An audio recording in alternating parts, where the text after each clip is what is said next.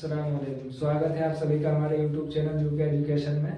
आज की क्लास बड़ी इम्पोर्टेंट होने जा रही है। इसमें हम बेसिक कॉन्सेप्ट क्लियर करेंगे जो बोर्ड एग्जाम के लिए बड़े इम्पोर्टेंट हैं। चलिए शुरू करते हैं। और ये आपके 20 नंबर के जो टिक मार्क आएंगे उनके लिए भी बड़े महत्वपूर्ण हैं।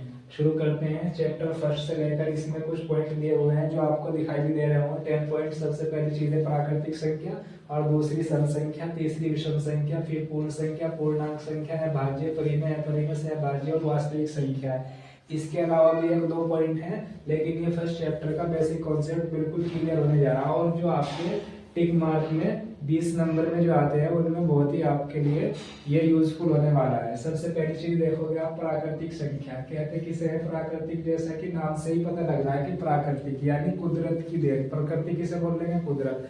और प्राकृतिक जो कुदरत ने दिया हो संख्या, ये समझ गए होंगे। इसको इंग्लिश में बोलते हैं नेचुरल नंबर। लिखेंगे NATURAL, नेचुरल नंबर। हिंदी में बोलेंगे प्राकृतिक संख्या ऐसी संख्या जो हमें प्रकृति ने दी, यानी जितनी भी हम काउंटिंग के लिए यूज करते हैं नंबर, वो वाले। जैसे 1 2 3 4 और कहाँ तक होगी आपके पास होगी अनलिमिटेड तक। ये आपका साइन जो होगा ये अनलिमिटेड का साइन है, ये ऐसे पड़ा हुआ, इसको ध्यान से देखना है। और ये देखो कि हमने जीरो से काउंटिंग क्यों नहीं की? क्योंकि हम जीरो से काउंटिंग कभी करते ही नहीं। हम काउंटिंग कहाँ से स्टार्ट करते हैं? 1 से। 1 2 3 4 5 6 7 और ऐसे लिखते चले जाओगे, ये अनलिमिटेड तक लिखेंगे। ये आपकी हो गई प्राकृतिक संख्या। उसके बाद आती है सम संख्या। सम किसे बोलते हैं? देखो कितने लेटर से मिलकर बना हुआ, 1 और 2। सम से बोलेंगे ऐसी संख्या जो 2 से पूरी पूरी विभाजित हो जाए, या ऐसे कहेंगे हम साधारण शब्दों में कि जो 2 के टेबल में पूरी पूरी आ जाए। जैसे 2 खुद 2 के टेबल में आएगा। इसके अलावा 4 ये भी 2 के टेबल में, 6 ये भी 2 के टेबल में, 8 10 12 और ये कहाँ तक लिखोगे आप? इसको भी बोल सकते हैं हम कि ये भी कहाँ तक जाएंगे? अनलिमिटेड तक, यानी अनंत तक जाएंगे। अच्छा ये सिंबल बना हुआ है, इसे क्या बोल देंगे हम? इसको बोलते हैं हम अनंत, या क्या बोलेंगे? अपरिभाषित।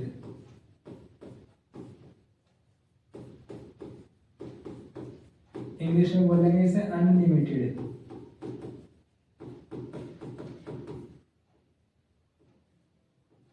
या इसे बोल लेंगे इनफाइनाइट।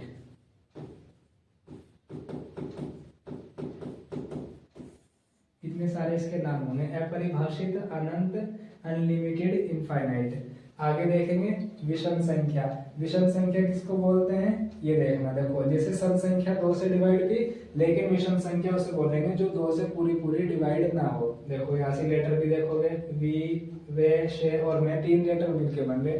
तो ऐसे लिखोगे आप इसे 1 और फिर लिखोगे 3 5 7 9 और ये भी कहाँ तक होगी आपकी? अनलिमिटेड तक होगी।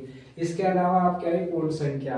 पूर्ण संख्या उसे बोलेंगे अगर प्राकृतिक संख्या में, जैसे ये ऊपर पढ़ा आपने, प्राकृतिक संख्या में अगर काउंटिंग हमें 0 से स्टार्ट कर दी जा रही है, परमिशन दी जा रही है कि हम काउंटिंग 0 से करेंगे, तो उसे बोलेंगे पूर्ण संख्या। यानी ऐसे बोल सकते हैं प्राकृतिक संख्या में 0 को ऐड करने पे जो संख्या प्राप्त होगी उसे पूर्ण संख्या बोलेंगे। जैसे 0 1 2 3 4 5 और कहाँ तक जाएगी? अभी अनलिमिटेड तक होगी।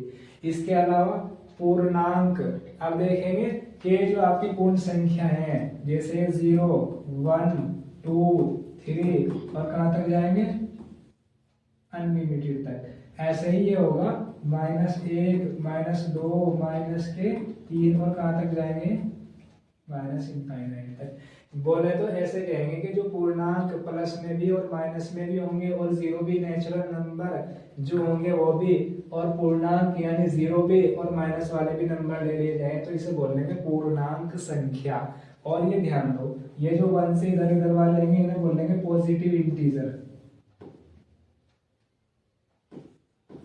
Positive integer.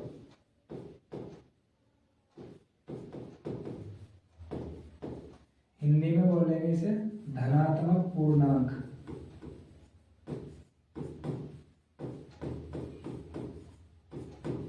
और ये वाले जो है ये वाले इन्हें बोल देंगे इंग्लिश में निगेटिव इंटीजर।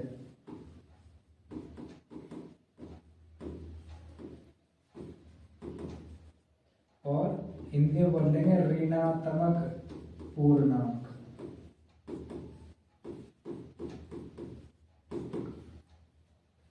प्लस में भी आएंगे, माइनस में भी आएंगे और जीरो भी। इसके अलावा ये जो छठा पॉइंट है हमारा, इसे बोल लेंगे अभाज्य संख्या। अभाज्य संख्या कहते हैं किसे, हम बड़ा इंपॉर्टेंट टॉपिक है।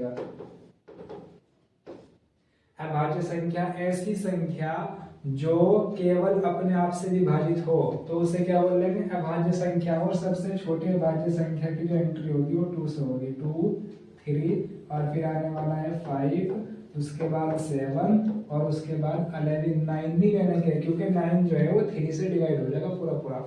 इसके अलावा 11 के बाद कितना लेंगे, 15 नहीं लेंगे, 17 लेंगे, क्योंकि 15 3 से भी डिवाइड होगा और 5 से भी कंप्लीटली डिवाइड हो जाएगा, लेकिन 17 केवल अपने आप से ही पूरा पूरा डिवाइड होगा। अब यहाँ एक क्वेश्चन उठता है कि सबसे छोटे भाज्य संख्या दो।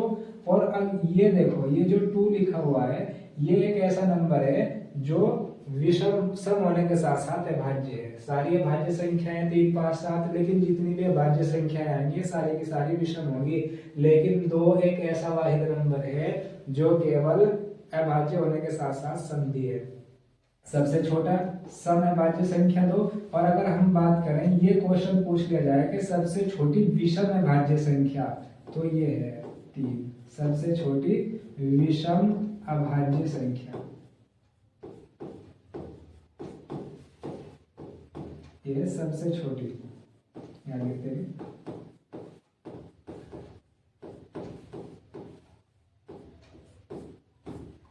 सबसे छोटी अभाज्य संख्या 2 है, लेकिन यहाँ अगर क्वेश्चन ये कह दिया जाए कि सबसे छोटी विषम अभाज्य संख्या कौन सी, तब लिखेंगे हम सबसे छोटी विषम अभाज्य संख्या 3 है, क्योंकि छोटी तो है ये लेकिन ये विषम नहीं है, ये सम है, इसलिए सबसे छोटी विषम अभाज्य संख्या 3। और सबसे छोटी सम संख्या की बात करेंगे 2। और अगर खाली ना सम की बात करें और ना विषम की, ये कह दिया जाए कि सबसे छोटी अभाज्य संख्या कौन सी, तब भी हम किस पे निशान लगाएंगे, 2 पे लगाएंगे।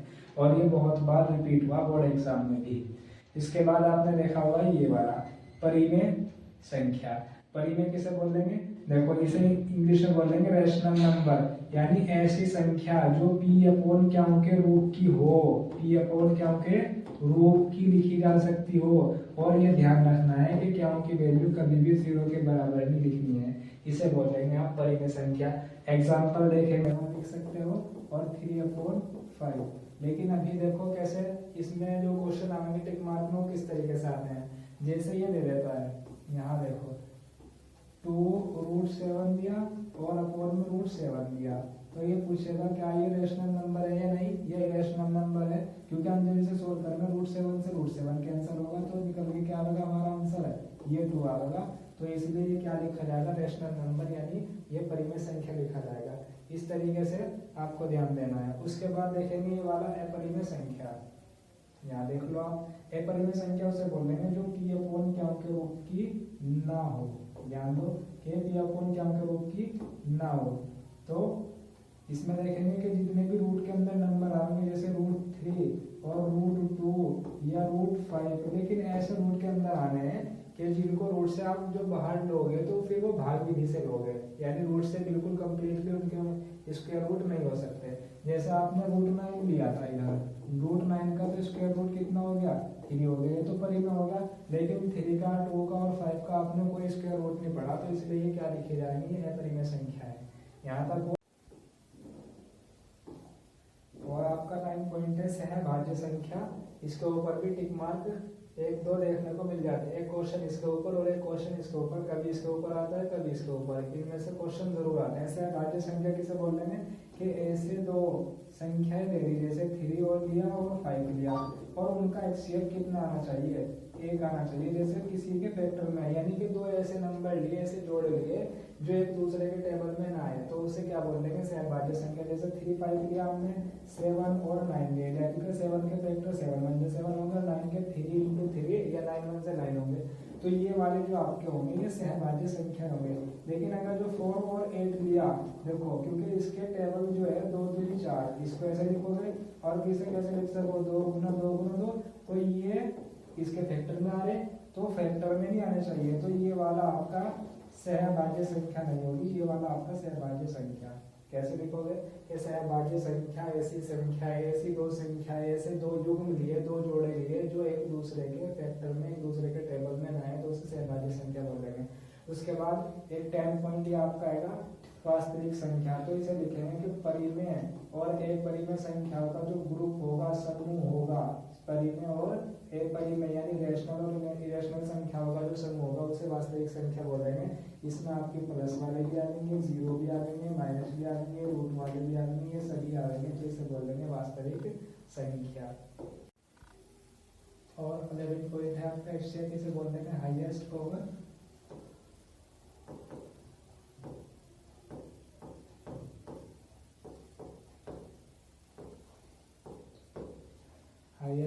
फैक्टर।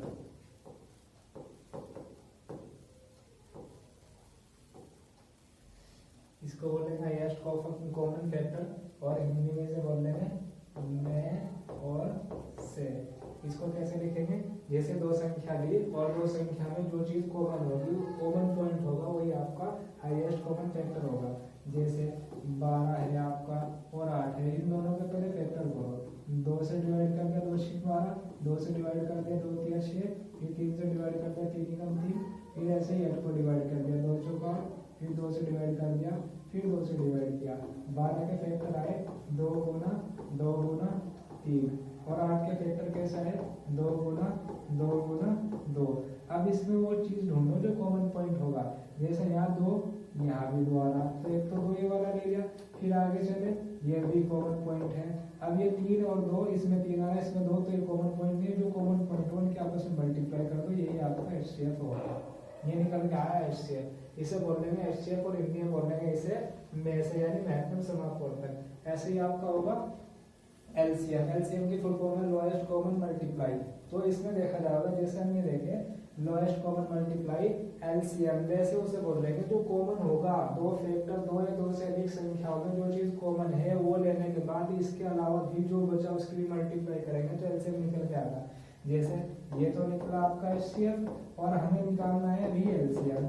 तो LCM में क्या चीज देखी जाएगी, सबसे पहली चीज कॉमन पॉइंट सिलेक्ट किया, फिर दूसरा कॉमन पॉइंट देखा, फिर इसके अलावा कोई कॉमन पॉइंट नहीं था, लेकिन जो चीज बची जैसे ये और ये वाला बचा, इनमें जो छोटी संख्या होगी उसे भी और फिर दूसरी बड़ी वाली संख्या को भी, इनकी सबकी मल्टीप्लाई कर दी, 2 दूनी 4, 4 दूनी 8, 8 के कितने हो गए 24, ये आपका LCM निकल के आया। इसको बोलेंगे आप LCM को हिंदी में क्या बोल देंगे, शॉर्ट फॉर्म में ले और से। वैसे क्या नाम है इसका, लघुत्तम समापवर्तक। ऐसे लिखोगे लघुत्तम समापवर्तक।